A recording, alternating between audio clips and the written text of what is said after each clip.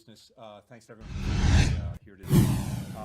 This is my first full day on the job as Secretary of State, and to restate what I said before, it is a deep honor to be in this job, and I am gratified that the President has seen fit to entrust me with this responsibility.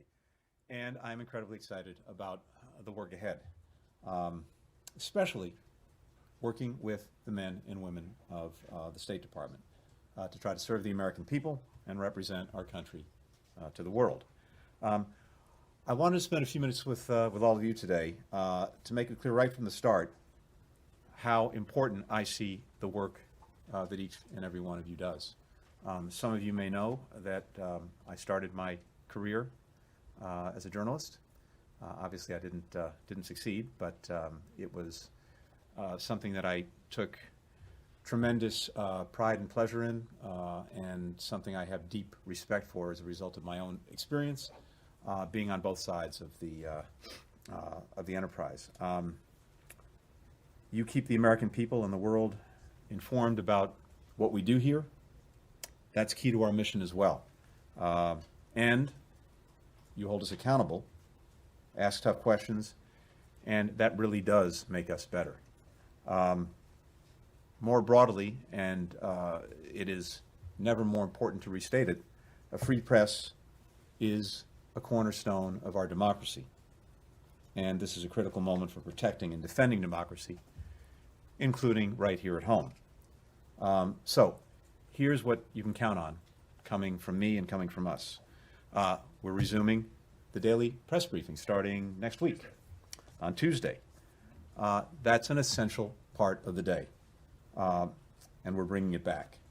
President Biden has said that he wants truth and transparency back in the White House briefing room.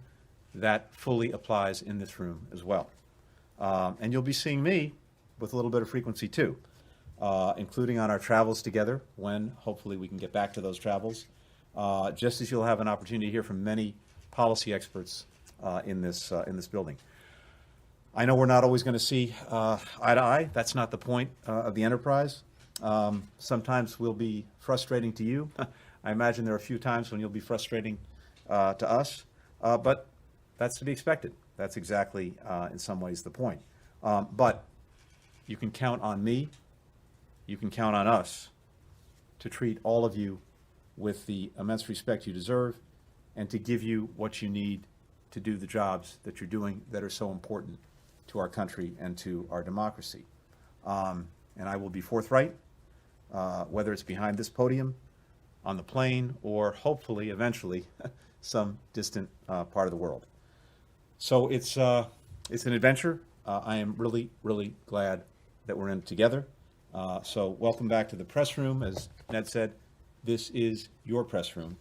And with that, let me take a few questions. Start with the AP, Matt Lee. Thank you. Welcome back, Mr. Secretary, to the building. Thank you. Thank you for your kind words about our profession earlier. I'll try to be as brief as possible. In the last couple months of the previous administration, several policies were rolled out and enacted that attracted a bunch of, that were contentious, to say the least, or attracted a bunch of criticism. I realize that a lot of stuff, almost everything, is under review right now as you're less than 24 hours in. But among those things that were enacted in the last several months, which are your priorities to complete the review, to possibly reverse, rescind, or roll back? And similarly, within the building, apart from policy, but in terms of personnel, what exactly do you intend to change, if anything, about the approach the previous administration took to the Foreign Service and people working in this building? Thanks. Yes, you're right. We are reviewing a number of steps that were taken late in the last administration. We want to make sure we understand in each case the basis for the decisions that were made. I will tell you that I'm particularly focused on the question of sanctions on the Houthis. I think you all know very well that the Houthis committed an act of significant aggression in taking over Sana'a some years ago, moving through the country, committing acts of aggression against our partner Saudi Arabia, committing human rights abuses and other atrocities, creating an environment in which we've seen extremist groups fill some of the vacuums that were created. But at the same time, we've seen a campaign led by Saudi Arabia that has also contributed to what is, by many estimates, the worst humanitarian crisis in the world today, and that's saying something. And so it's vitally important, even in the midst of this crisis, that we do everything we can to get humanitarian assistance to the people of Yemen who are in desperate need. And what we want to make sure is that any steps we are taking do not get in the way of providing that assistance. The Houthis-controlled territory that I believe contains about 80% of Yemen's population. And so we want to make sure that any of these steps, including the designation, don't make what is already an incredibly difficult task even more difficult. That is the provision of humanitarian aid to the people of Yemen. So we're taking a very urgent and very close look at that.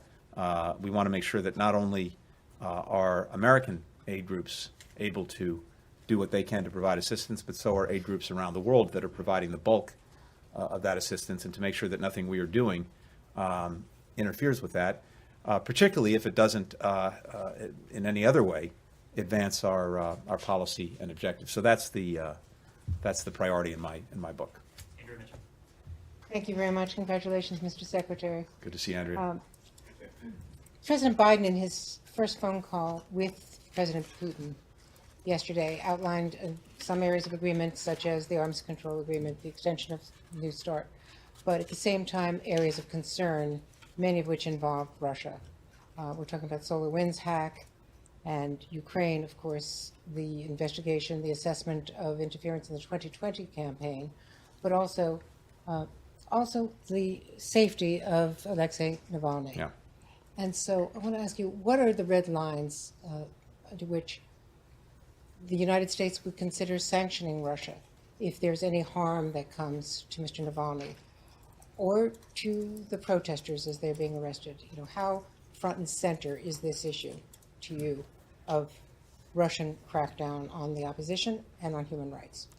Well, thanks, Andrea. We've, as you know, already expressed our deep concern for the treatment of Mr. Navalny specifically, and more generally with the human rights situation in Russia. And it remains striking to me how concerned and maybe even scared the Russian government seems to be of one man, Mr. Navalny.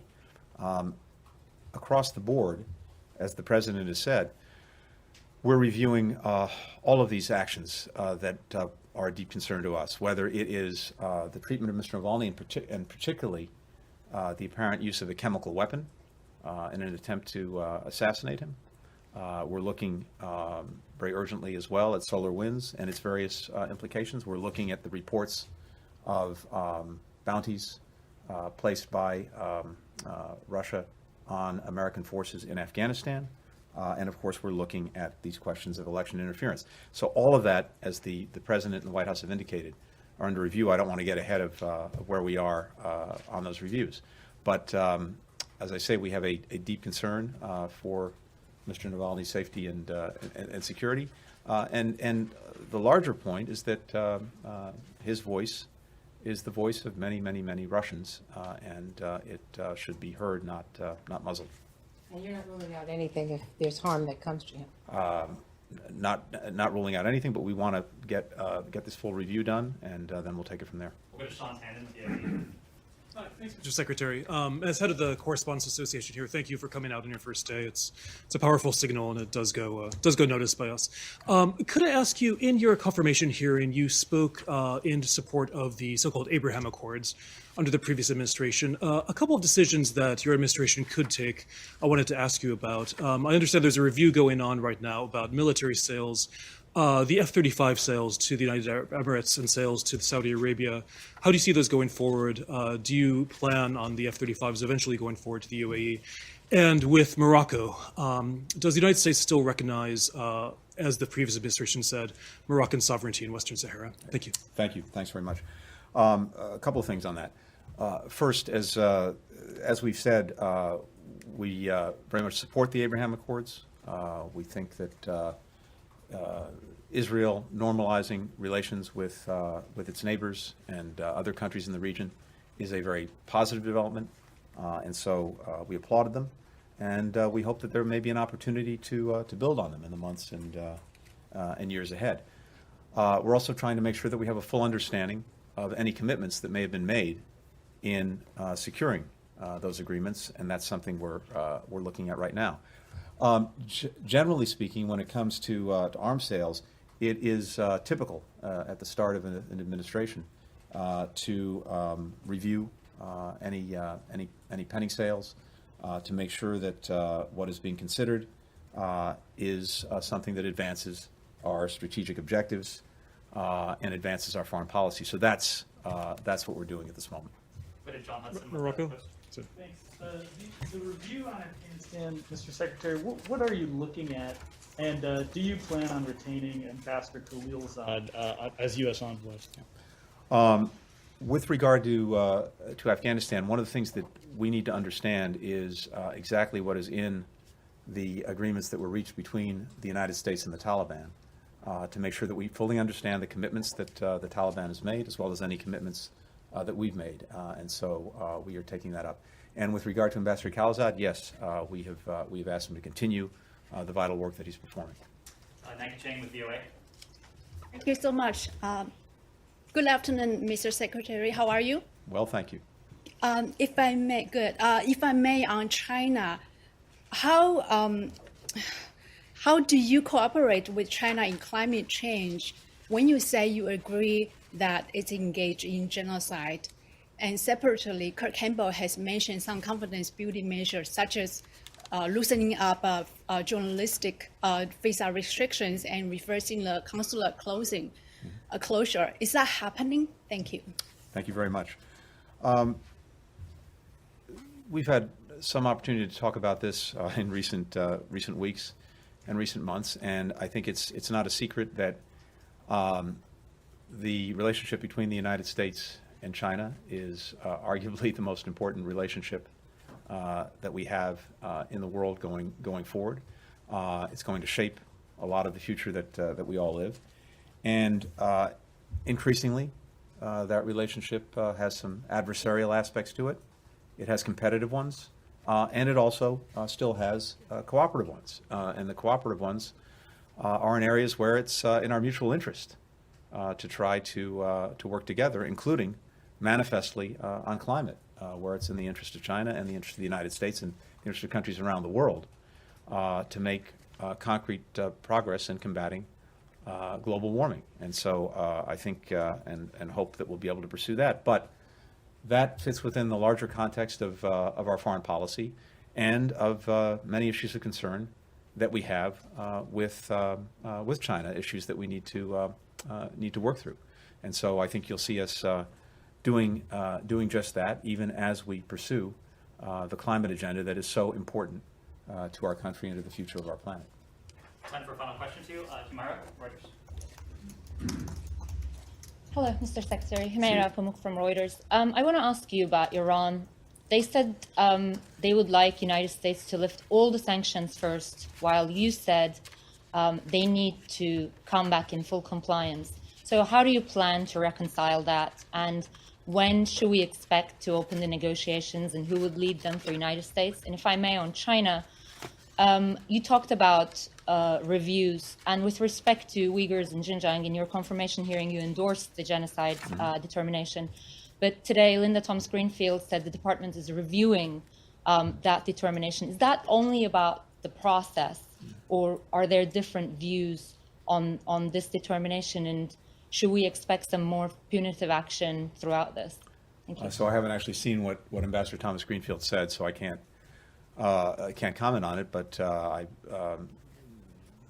my judgment remains that genocide was committed against the Uyghurs, and that hasn't changed. With regard to Iran, President Biden has been very clear in saying that if Iran comes back into full compliance with its obligations under the JCPOA. The United States would do the same thing.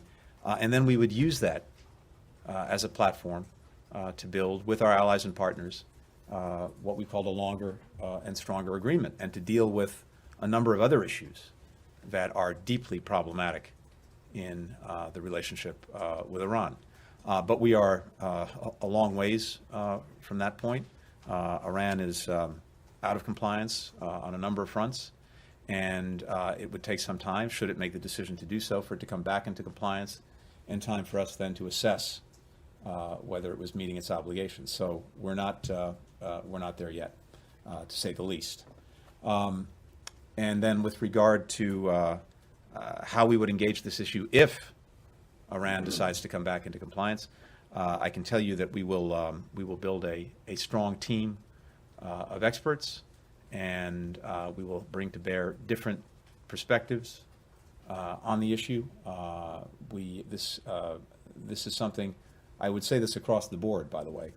One of the things that I feel very strongly about is that in any of the issues we're engaged on, in any of the issues that we're tackling, and that our foreign policy has to confront, that we are constantly questioning our own assumptions and premises, that we do not engage in groupthink, that there is as much self-criticism and self-reflection as we get from, appropriately, the outside, whether it's from you or whether it's from people who disagree with the policies we're pursuing. So I think you can expect to see that as we move forward, both with regard potentially to Iran and, for that matter, to just about any other issue we tackle. Thank you. Conclude with Laura Jakes in the New York Times. Thank you. Congratulations, Good to Mr. see you. Secretary. You too. You've talked a lot about restoring U.S. leadership in the world, but allies note that everything that you do could again be overturned in 4 years, and that this is a cycle that doesn't instill confidence in the long term in the United States' credibility. So how can any one administration, if it can be done, assure the world that the United States can be trusted to keep its commitments? So one of the things I've done over the last 24 hours is I've spent a lot of time on the phone already with some of our closest allies and partners in various parts of the world, and that's continuing. And what I've picked up from those conversations already is a very, very strong desire for the United States to be back in the room, back at the table, working with them on the many, many common challenges we face. And that was almost palpable in the conversations I've had to date. And I expect to hear more of that in the days ahead. One of the things, though, to your point, is that